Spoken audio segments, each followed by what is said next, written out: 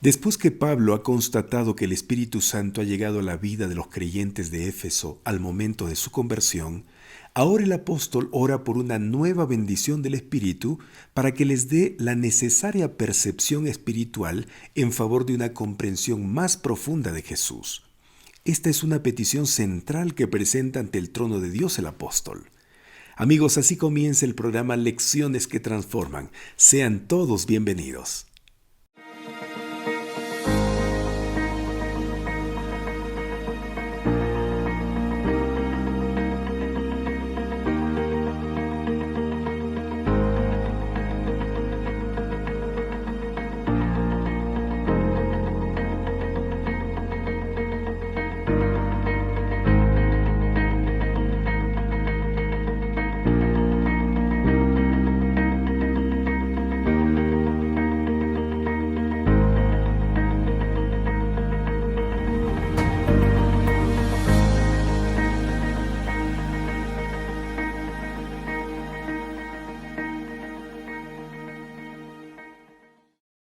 Hola amigos, mi nombre es Juan Carlos Torres y es un gusto encontrarme una vez más con ustedes para estudiar la Biblia.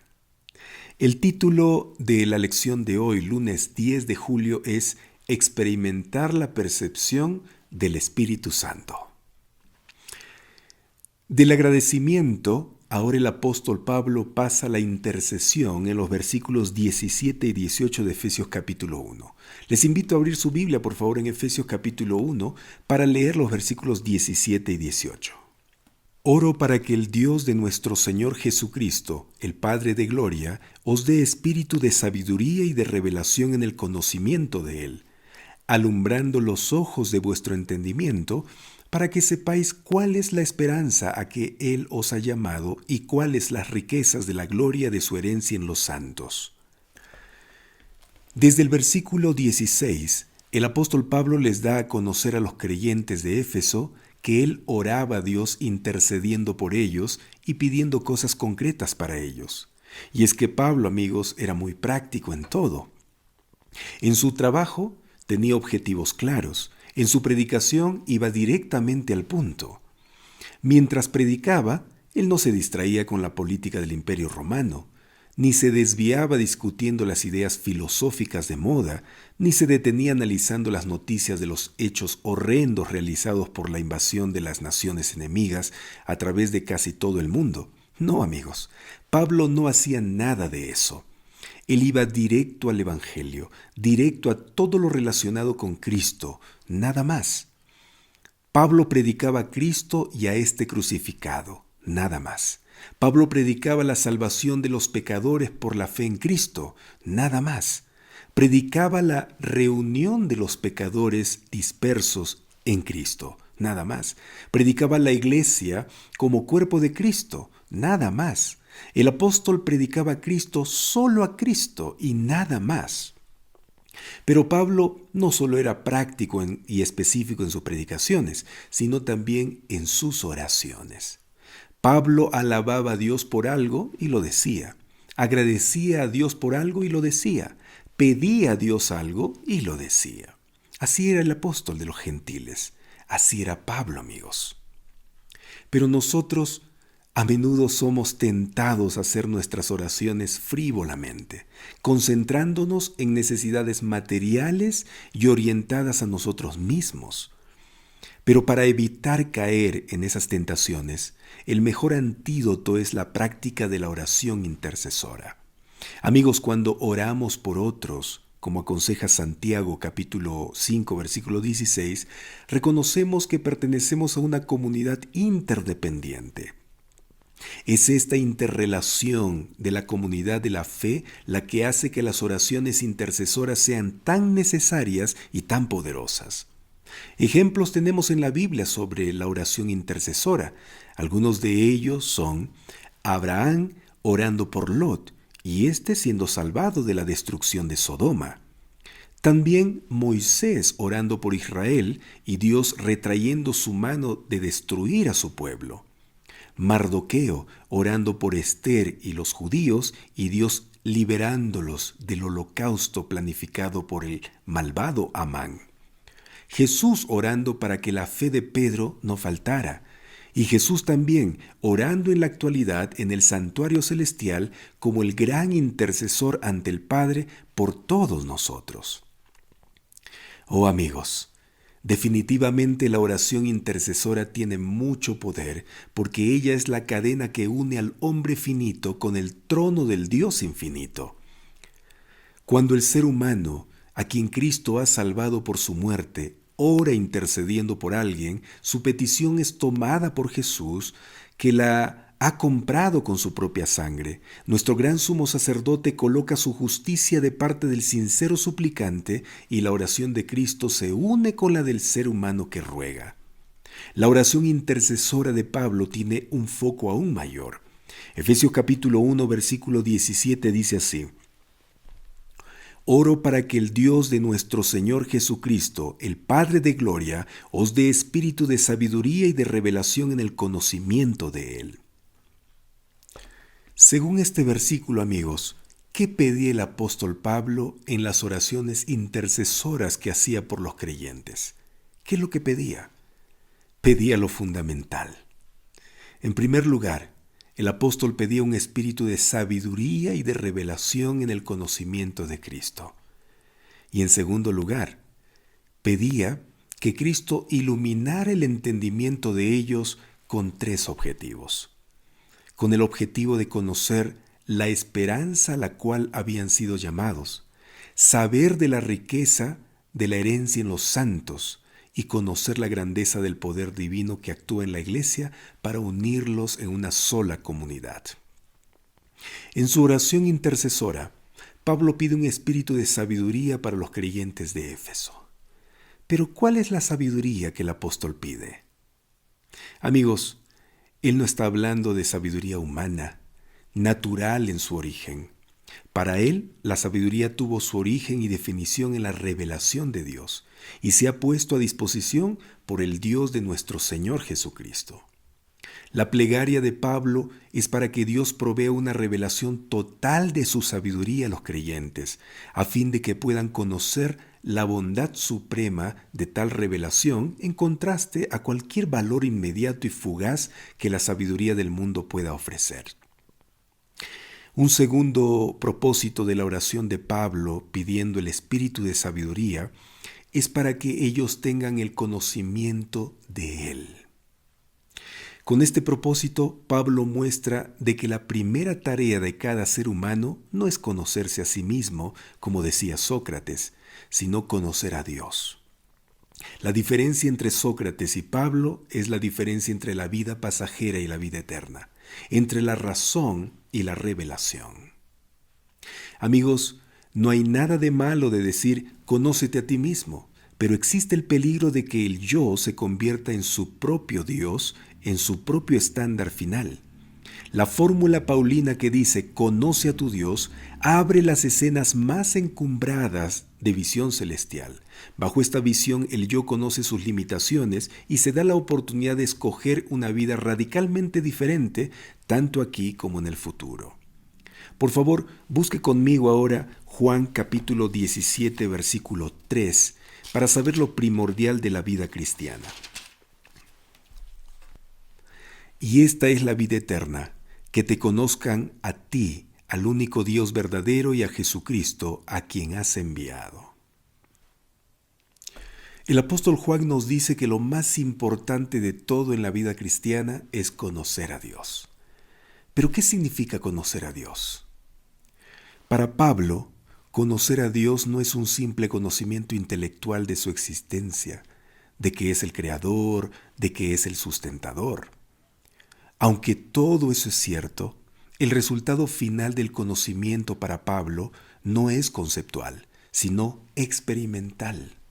Conocer a Dios significa conocerlo de una manera más íntima, más personal, más experimental. Por ejemplo, saber que 2 partes de hidrógeno y una de oxígeno hacen agua es conocimiento verdadero y basado en hechos, pero tal conocimiento no salva a nadie de morir de sed. A menos de que esa agua sea tomada, a menos de que se convierta en parte del sistema humano, el simple conocimiento del agua resultará insuficiente. Igual sucede con el aprender a nadar o aprender a manejar un automóvil. Amigos, una persona puede leer todos los libros que existan sobre la manera de conducir un auto y saber todas las leyes relacionadas con el tema, pero a menos que se siente al volante y haciendo andar el automóvil o maneje, no solo una vez, sino muchas, no aprenderá nunca a manejar. Es un modo práctico de aprender con la experiencia. De igual forma, Pablo pide que el conocimiento de Dios pase de la teoría a la práctica, de una simple adquisición a una vida de hechos que afecte la vida entera, la mente, el cuerpo, las emociones, las relaciones de los creyentes. Amigos, conocer a Dios es dejar que controle y guíe nuestra vida en todo momento. Conocer a Dios es aceptarlo como Señor y declarar que somos sus siervos y que estamos listos para obedecerlo en todo. Conocer a Dios es conocer su carácter, y Dios no esconde su carácter, lo hizo visible desde siempre, con el brillo glorioso de sus obras creadas. Creó la inmensidad del universo, de mundos incontables, creó la hermosura de la tierra con su enorme variedad de seres vivos, desde el musgo hasta los volcanes, desde la simple gota cristalina reposada sobre un pétalo saliente hasta el mar, de inmensa masa en movimiento. Desde la hacendosa pequeñez de las hormigas hasta el complicado cerebro humano inteligente. Amigos, Dios no esconde su carácter, lo hizo visible a través de los profetas, que compartieron mensajes de un amor sencillo, de verdades invariables, transparentes visiones del futuro, llenas de fenómenos finitos. Dios no esconde su carácter, lo hizo visible en vivo y en directo por medio de su Hijo Jesucristo, el Dios encarnado que muestra a todos su amor y su paciencia. El Dios Redentor visible en una cruz, mostrando a todos su gran misericordia y gracia plena. Salvador resucitado, que asegura a todos la victoria sobre el mal, porque el poder mayor del universo estaba activo entre personas descarriadas, cuya fe en Él los trajo de vuelta por medio de su victoria hacia la vida. Pero hay un detalle importante que debemos tener en cuenta en base al texto de Juan capítulo 17, versículo 3, amigos. Y es que no podemos separar a Dios de Cristo. La cristología define a la teología. Sin la revelación final de Dios en Cristo, no podríamos tener el conocimiento verdadero y pleno de Dios. Ese Dios que se reveló a sí mismo en Jesucristo debería ser el objeto de la vida y el conocimiento del cristiano. Por eso Pablo escribe la frase, el Dios de nuestro Señor Jesucristo. Aferrémonos a Jesús, vivamos en Él, porque conocer a Jesús es conocer a Dios, y allí está la vida eterna, amigos.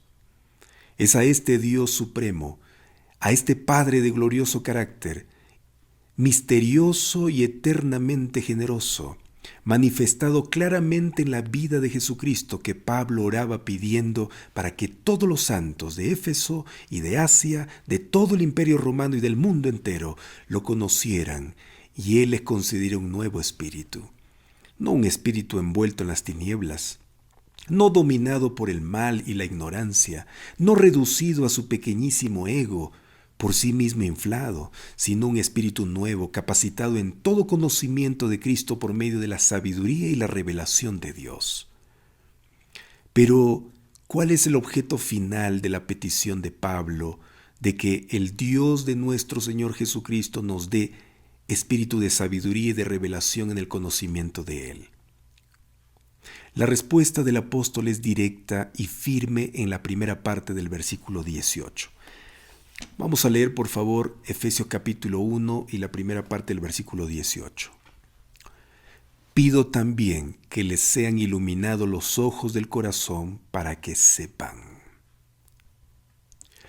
Mientras que los griegos consideraban a la razón como el centro de la personalidad humana, los hebreos veían al corazón como el centro de la vida humana y de toda actividad.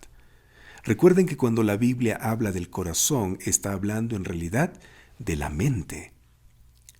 Y es que, amigos, el corazón, o mejor dicho, la mente, es el asiento de la acción humana, el propósito y la fuerza motora.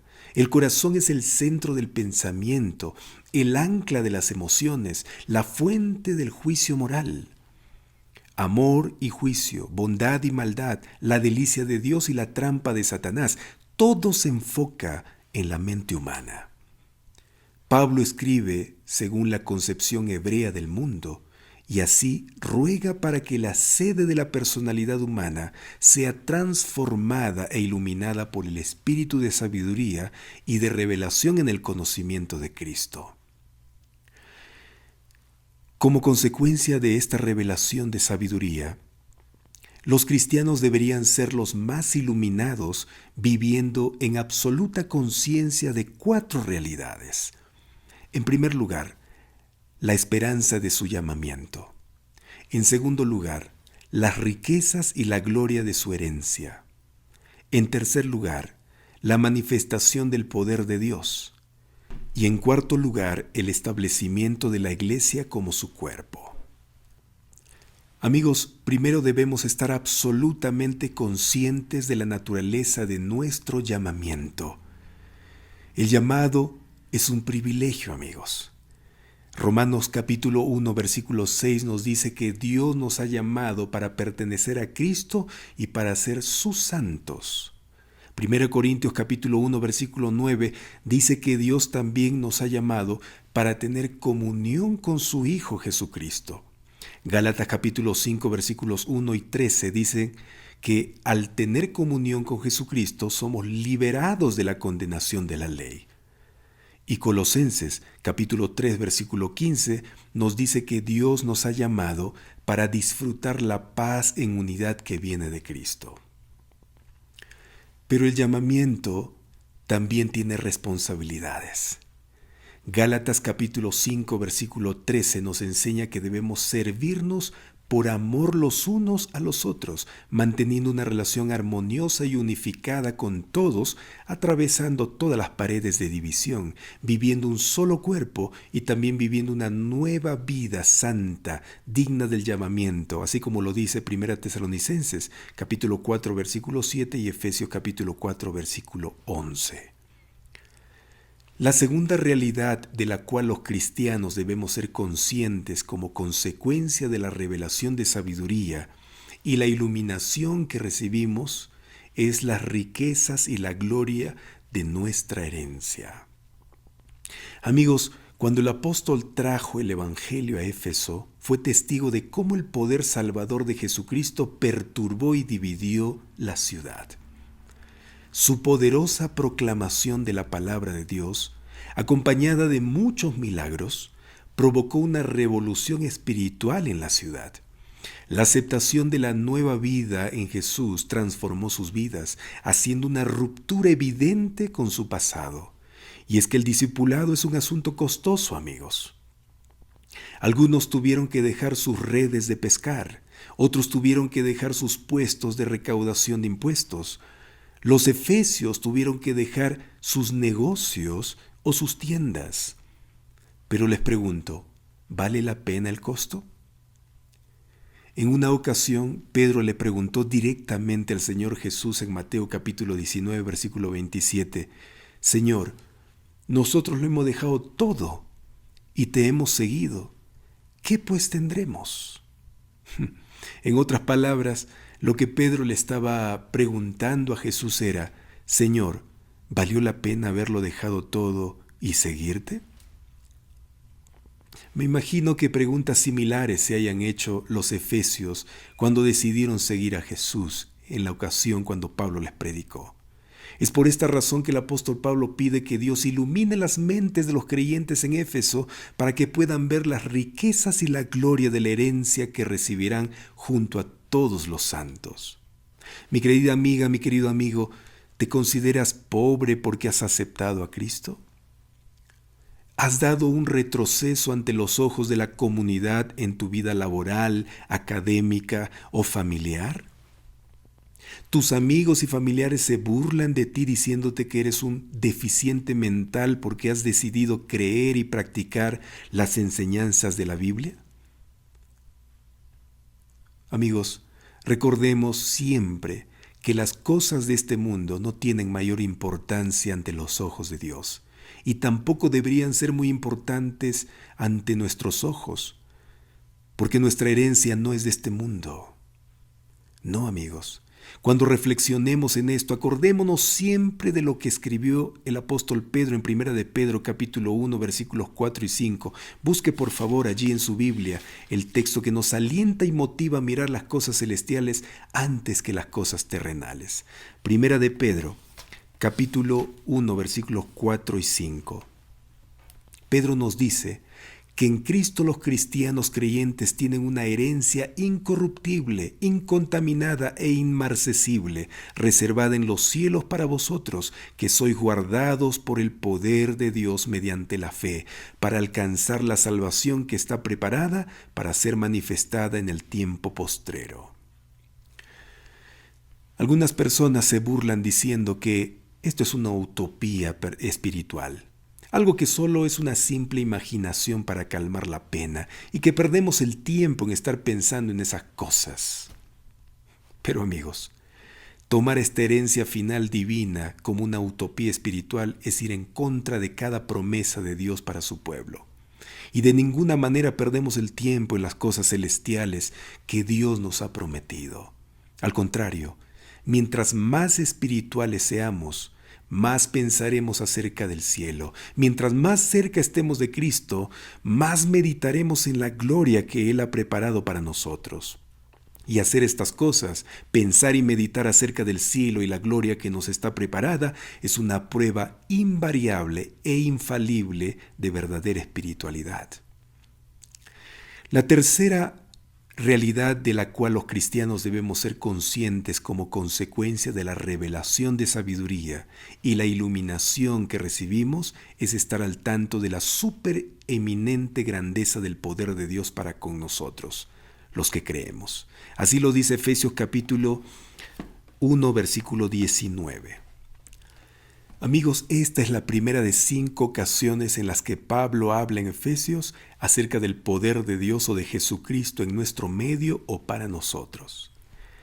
Este es un poder excelso que las palabras no pueden describir, y este poder se manifiesta en nosotros los que creemos, dice Pablo. Es como si Pablo estuviera diciendo, mírennos, nuestra vida es un testimonio del poder de Dios en acción.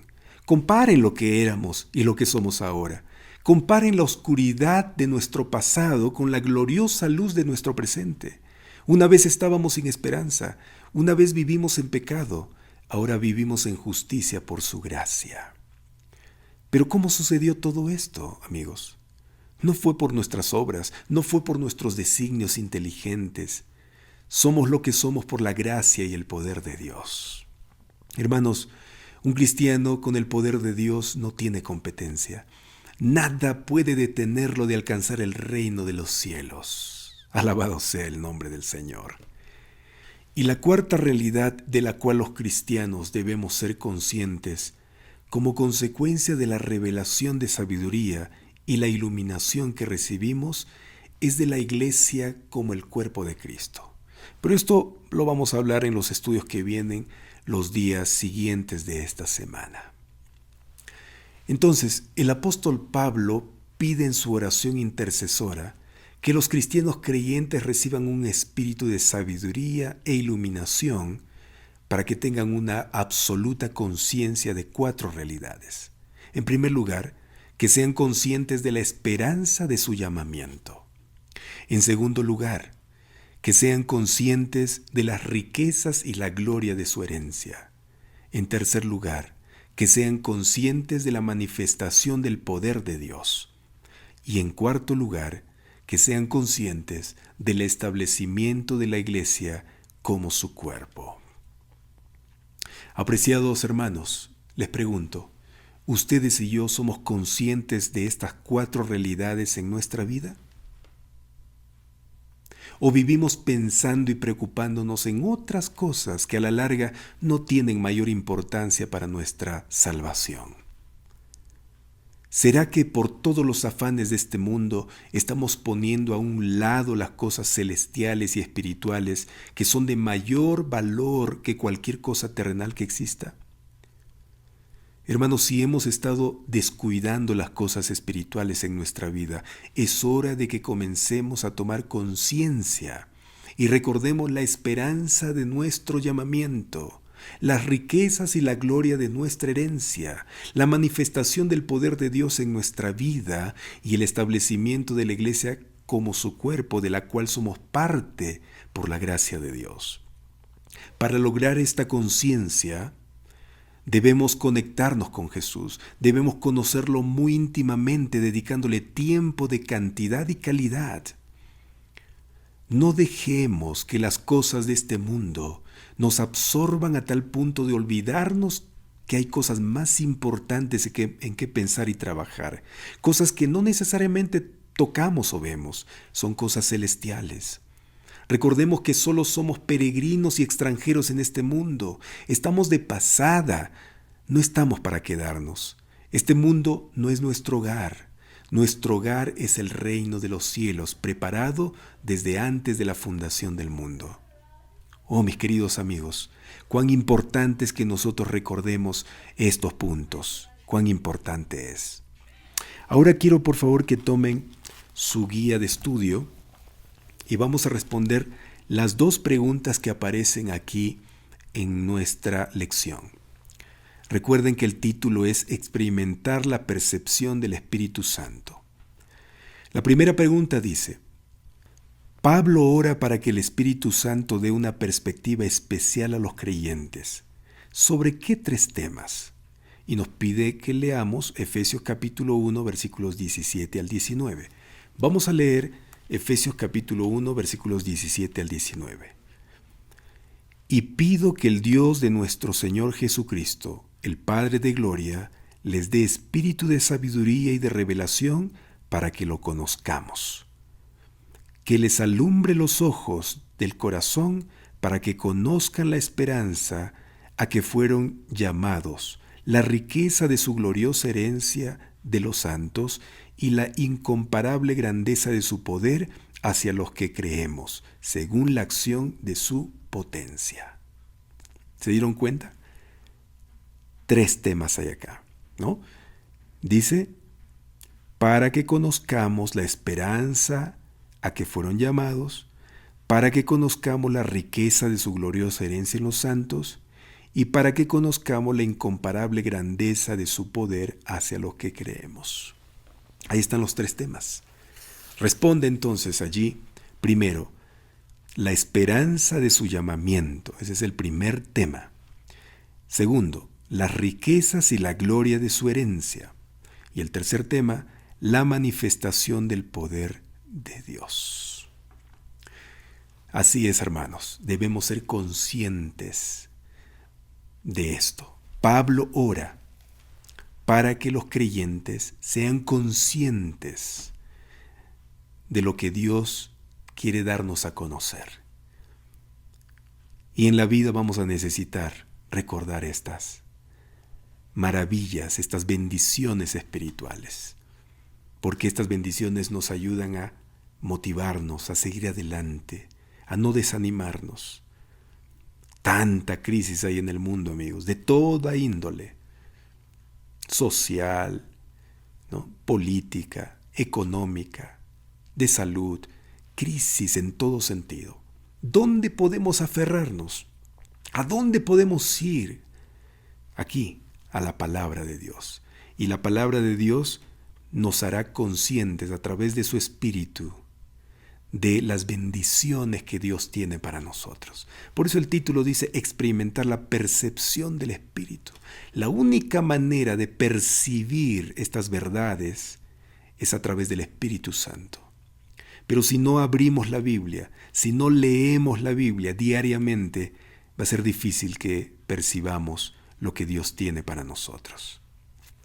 Muy bien, vamos a la segunda pregunta. La segunda pregunta dice, ¿cómo puedes vivenciar mejor la incomparable grandeza de su poder hacia los que creemos? ¿Qué significa esto en la vida diaria? Hemos hablado de eso también, pero podemos responder lo siguiente. Su poder nos da valentía para hacer el bien y para testificar. Su poder nos imparte sabiduría. Su poder transforma nuestra vida, haciéndonos participar de su naturaleza divina. Oh amigos, solo son algunas manifestaciones del poder de Dios en nuestra vida, lo que estoy mencionando aquí. Pero hay mucho más, mucho más. Y qué maravilla saber eso, ¿no? Qué maravilla saber que Dios, o el poder de Dios, cuando se manifiesta en la vida del cristiano, hace cosas extraordinarias. Cosas extraordinarias. Dejemos que Dios pueda manifestarse en nosotros. Dejemos que Dios pueda hacer de nosotros lo que Él desea, su voluntad. Por eso es importante que siempre estemos en comunión con Él. No descuidemos nuestra comunión con Dios. Si descuidamos, estamos en riesgo de olvidarnos, de no percibir al Espíritu Santo y sus verdades. Y cuando no percibimos al Espíritu Santo en nuestra vida, nos sentimos vacíos, solitarios, golpeados, tristes, desanimados. Pero abramos la Biblia siempre y dejemos que el Espíritu Santo pueda hablarnos y hacernos recordar y percibir estas grandes bendiciones. Vamos a orar. Querido Señor, qué bueno haber estudiado tu Biblia hoy. Cuando nosotros estudiamos tu palabra, Señor, nos damos cuenta de las maravillas que tú haces en nuestras vidas. Te pido, por favor, Señor, que tú siempre nos mantengas percibiendo tu voz, percibiendo tu presencia, oh Espíritu Santo. Queremos conocerte diariamente para que cuando necesitemos fuerza, transformación, valentía, la encontremos aquí en tu palabra. Gracias en el nombre de Jesús. Amén. Amigos, muchas gracias por haberme acompañado. Un estudio más. Recibe un fuerte abrazo de mi parte y recuerda compartir este estudio. Suscríbete al canal de Facebook y también de YouTube, si todavía no lo has hecho. Un fuerte abrazo y gracias por todo. Nos vemos mañana.